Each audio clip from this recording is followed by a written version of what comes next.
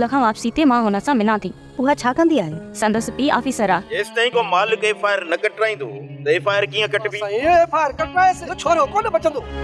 न सोचरे जो रत पियंदुसि कराईंदोसि हाज़िर डांस जे डांस कुछ कोन कंदी। चाची ऐं चाचे खे छा कई जो काके सोजरे खे कंदे? रुगो मूंखे पेरनि ते बीहण दे ॾिस जाए त कीअं थो मां हिननि खे रुलाया। चरिया सर त हिकिड़ो ई आहे, मरणो त इंसान खे हिकिड़े ॾींहुं आहे।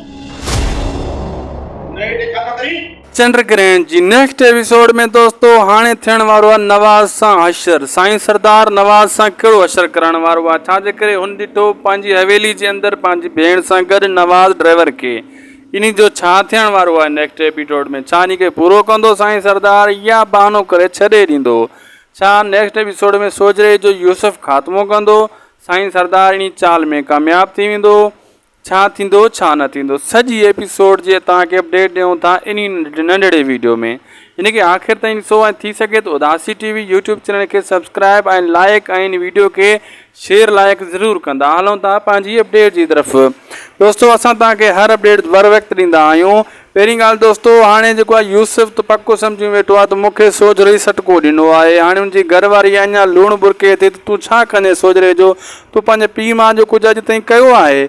इहा अञा उनखे चुंग ॾेई छॾी। जीअं ई तव्हां उथंदो यूसुफ त सोजरे जे गॾु बाहि ॿारींदो, बहरहाल उन खां पहिरियों ई उनखे पुलिस सटे वई आहे। अहिड़े हिसाब सां जेको आहे सोजरो परेशान त मूंखे राति जो जेको चोरी करण वारा हुया उहे त वरी नालो खणनि पिया यूसुफ जो। थी सघे थो इहा गेम आहे, हू सम्झी चुको आहे साईं सरदार जी गेम आहे। लेकिन फ़िलहाल त हाणे यूसुफ जॾहिं चरियो सम्झे इहो जहिड़ो हिननि जो भलो ठाकरी चुको आहे।